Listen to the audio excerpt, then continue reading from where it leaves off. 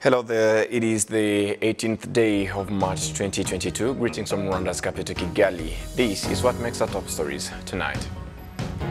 President Mahamat Idris Deby Itno has asked his Rwandan counterpart to support his country's efforts towards long-term peace and security as well as development.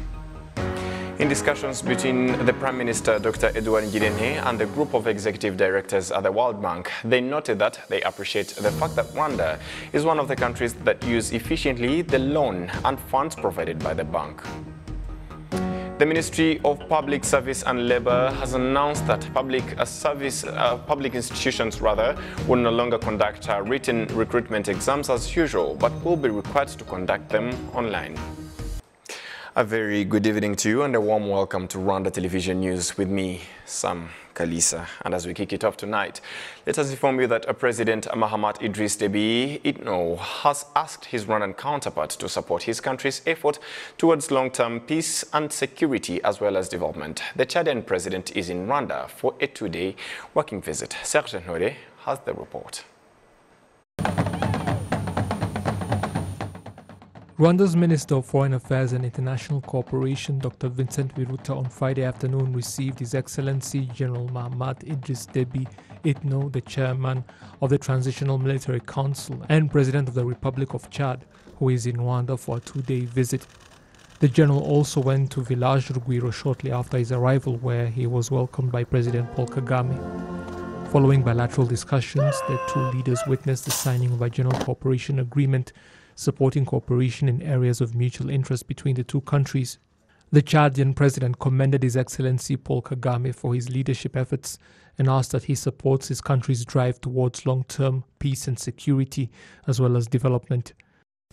We discover today a country, a beautiful country, which within a couple of decades has become a model for the entire world. Your country and my country have many similarities, cultural and others.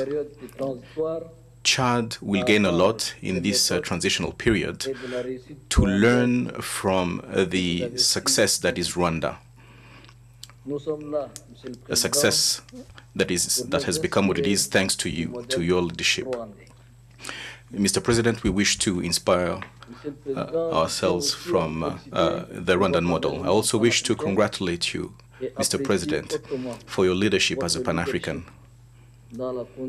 and the leadership that you have led in reforming the African Union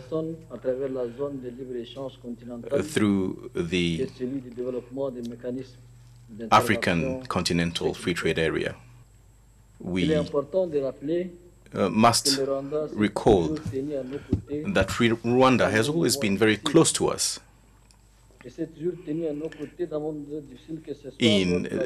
during difficult moments, particularly during the offensive of Boko Haram and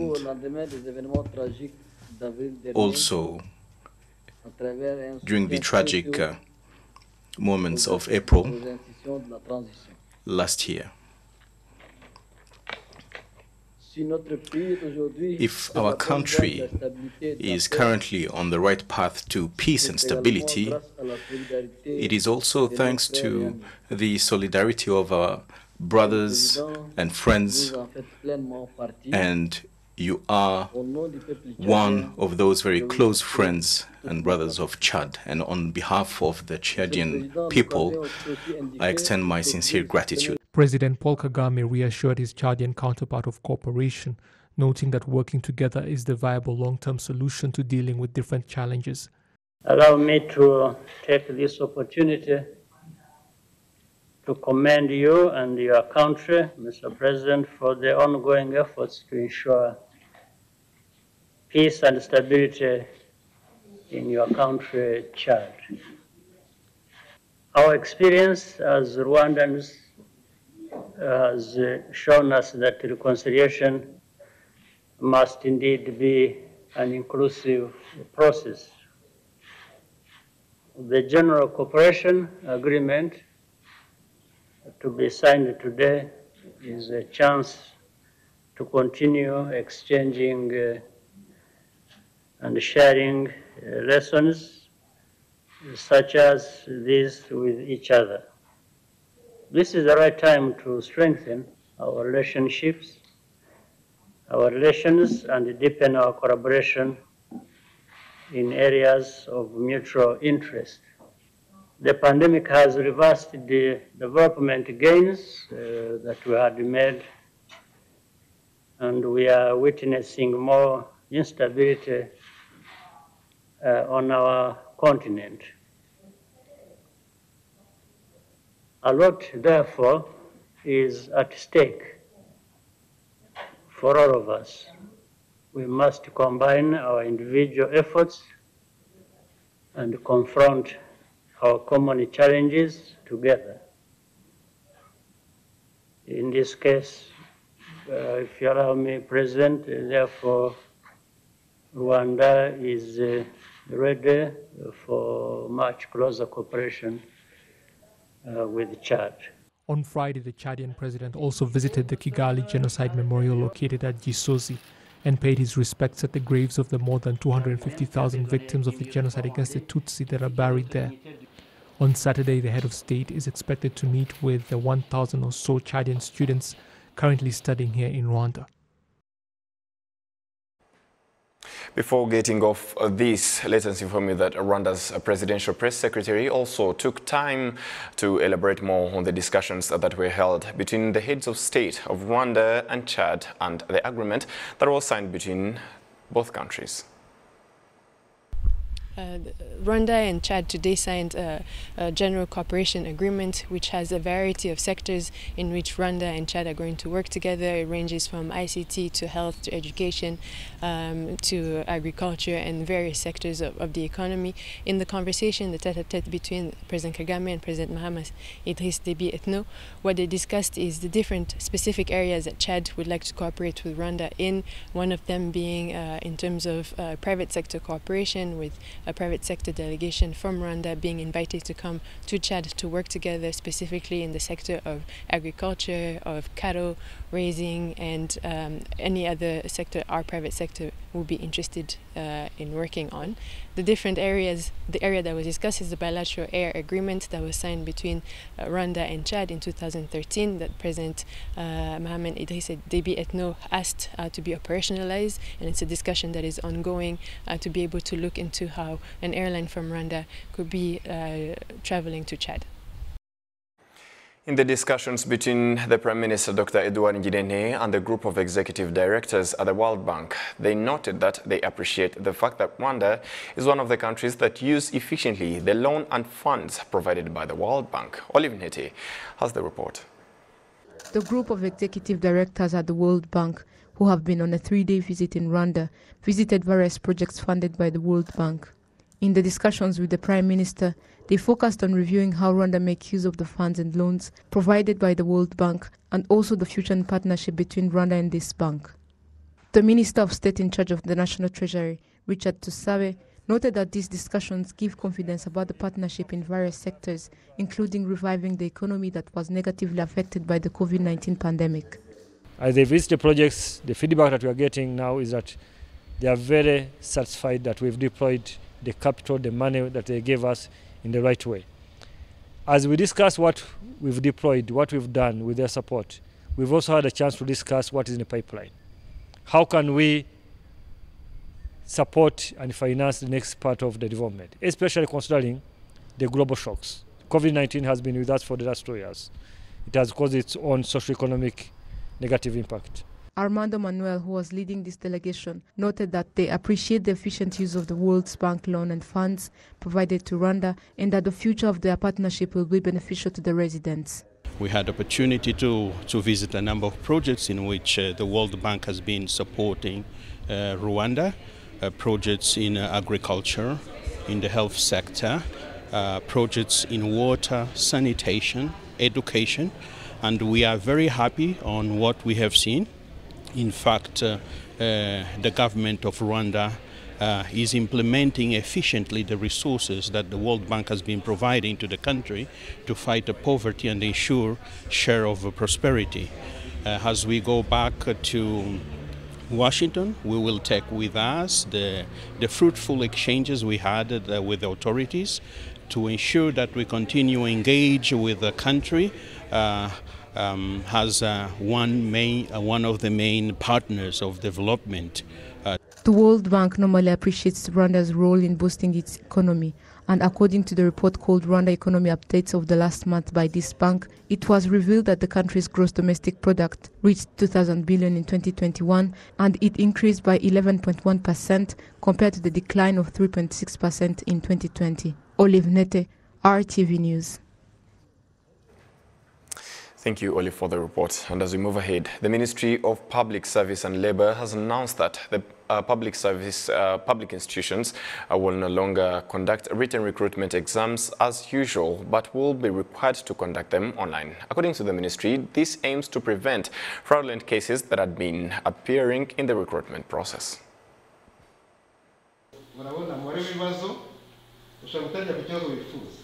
Those who applied for jobs at the Institute of Legal Practice and Development, located in the southern province of Rwanda, sat for their written exams today. They say doing their exams online is a good move as they immediately get their results. Before, they used to take time for marking exam papers, and some mistakes could happen along the process. But now I can say there is transparency. I'm hoping to make it to the job interview. Some public institutions say conducting exams online have reduced costs of announcing job vacancies, marking and announcing job exam results. Though it requires you to prepare much as you are preparing the questions so that they can fit in the template and they try to examine what you want to examine, but it has a lot of benefits because the candidate does it online in front of a computer and gets out of the finishes when he knows how much he has scored, which means that no one can complain that maybe he was not marked very well or maybe there has been a problem because it is done. He leaves the computer when he knows that what he has scored. And on our side, it reduces a lot of time that we used to spend in marking, in receiving appeals, because though it is the first one, we don't know, but we think that it's unlikely that we can get appeal because, as I said, you get the marks in front of you. It's hard to say that I was not well marked because it is marked by the computer. Benefit in terms of money, as I said, first of all, there is that time that we used to spend.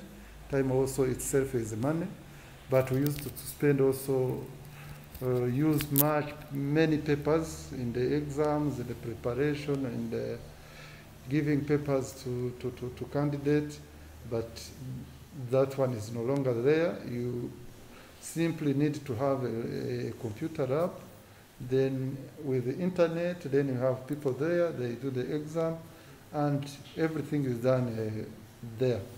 Abimana Fidel, the acting permanent secretary at the Ministry of Public Service and Labour, explains that adopting technology in the recruitment process increased transparency and reduced the time it used to take to complete the entire recruitment process. He also asserted that the system is secure enough and that no one can cheat using the internet. When it comes to recruitment, most of the institutions that are providing venues for recruitment exams, they really have stable internet, they have backup generators, and you have had a meeting with them to discuss on making sure that internet and electricity is available during recruitment exams to avoid disruptions. As a ministry, we are even moving further to elaborate the minimum requirements for a venue to be acceptable for hosting recruitment examinations. We shall issue them shortly. For public institutions, it has become very efficient in terms of conducting recruitment exams. One, it has significantly reduced the cost. the budget to use to consume on papers, the budget to use to spend on people marking the examination papers, the budget to use to get space for storing those thousands of applications from candidates. That's on the side of public institutions. But on the side of the applicants themselves, one, it has reduced the cost of transport. You know, traditionally people used to apply by bringing hard copies to a particular institution. But this time you can log in, go online, and then straight away apply for any position in government. The other issue is the cost of transport. That's one, as far as application is concerned. But also it has increased the transparency. They don't have to wait to get the outcome of the examination, the outcome of the recruitment exam. It's automated.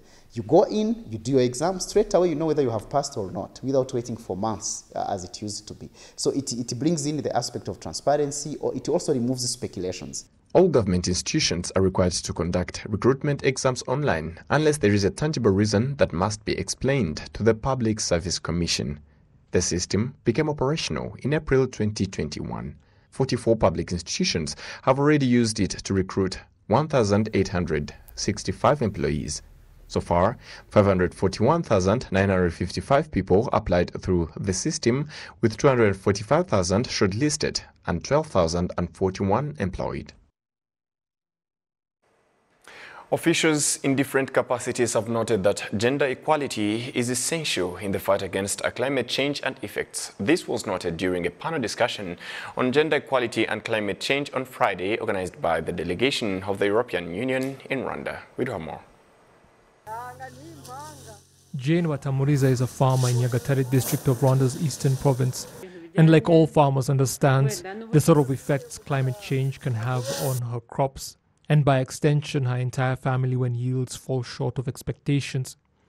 She told us that there was a time when she did not care about things like afforestation, but has since changed her perspective after realizing just how devastating climate change can be.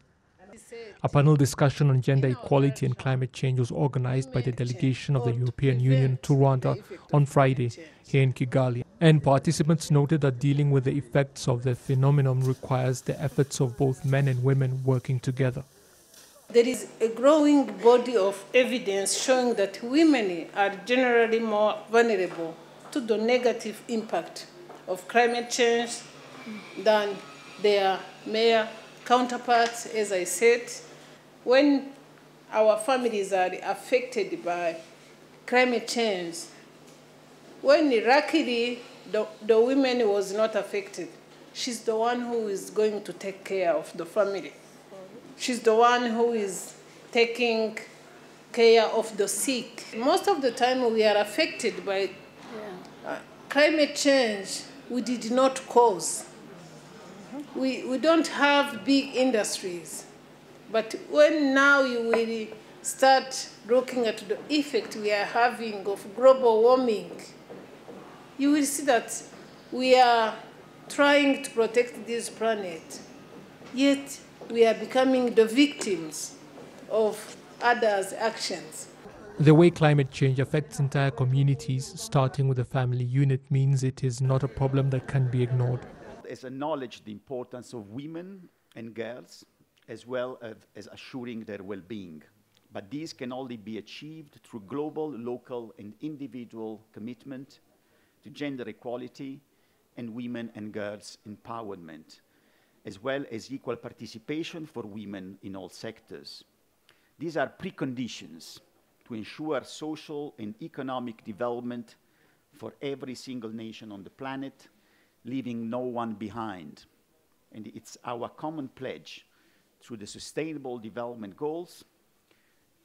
Worldwide commitment is reflected in a number of SDGs, which are not to be considered as abstract concepts. These are something which we all, as community of the nations, but also as individuals, we have responsibilities and a role to play. While I think I would like to invite all of you to think what we can do even as individuals to bring this agenda forward, to promote gender equality and fight against climate change, collective responsibility to sustain the gains already achieved. leaving no one behind. Rwanda's Ministry of Environment has noted that the gender gap remains when it comes to the way climate change is dealt with in the country, and figures from the National Institute of Statistics of Rwanda indicate that only 11.9% of farmers that use irrigation methods are women, the rest being men. 64% of all subsistence farmers in the country, however, are women. On behalf of the entire news production team that made it happen, thank you very much for staying with us on Rwanda Television News. My name is Sam Kalisa. Stay safe, enjoy your Friday evening and the rest of your weekend, but responsibly. Goodbye.